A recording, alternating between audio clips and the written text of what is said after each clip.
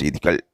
சரிகமபாவில் தேவயானி மகளை திரும்ப பாடச் சொன்ன நடுவர் இறுதிச் சுற்றுக்கு தெரிவாகுவார் என்ற நம்பிக்கை பலருக்கு இருப்பதாக கூறப்படுகின்றது.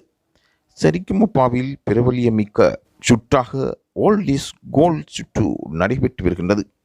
அந்த சுற்றில் தேவயானியின் மகள் சிறப்பாக பாடியிருந்தார். பிரபல நடிகையின் மகள் தேவயானி இசைத்துறையில் தனது காலடியை பதித்து சாதிக்க வேண்டும் என்பதற்காக அவர் வருகை தந்திருந்தார். அந்த வகையில் அவரும் ஒரு சிறப்பான பின்னணியை கொண்டொருவர். தனது முயற்சியின் காரணமாக அவர் பாடுவதற்கு வந்திருப்பதை பலரும் பாராட்டுகிறார்கள்.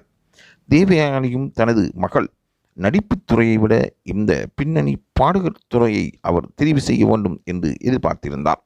அந்த வகையில் ராஜ்குமார் அவரினதும் தேவயானியின் முயற்சியினதும் பலனாக இந்த இனியா பாட வந்திருப்பது பெருமையாகும். இசைத்துறைக்கு அவர் வழங்குகின்ற பங்களிப்பு இவ்வாறு அமையப் போகின்றது. தான் வெற்றி பெறுவனா என்ற எதிர்பார்ப்பு இனியாக்கு இருப்பதாக அவருடைய நண்பர்கள் கூறுகின்றார்கள். இருந்தாலும் முயற்சிக்கு பாராட்டுக்கள் தெரிவிக்க வேண்டிய தேவை லைவ் தமிழ் செய்திகளுக்கு இருக்கின்றது. பின்னணி பாடகராக வருவதற்கு பலவரும் முயற்சிக்கின்றார்கள். அந்த சந்தர்ப்பத்தில் இனியாவுக்கும் கிடைத்திருக்கின்ற வாய்ப்பை இனியா சரியாக பயன்படுத்துவாரா?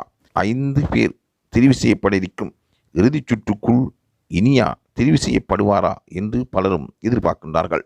இதுபோன்ற செய்திகளை பெற்றுக்கொள்வதற்கு லைவ் தமிழ் செய்தியுடன் தொடர்ந்தும் இணைந்திருங்கள்.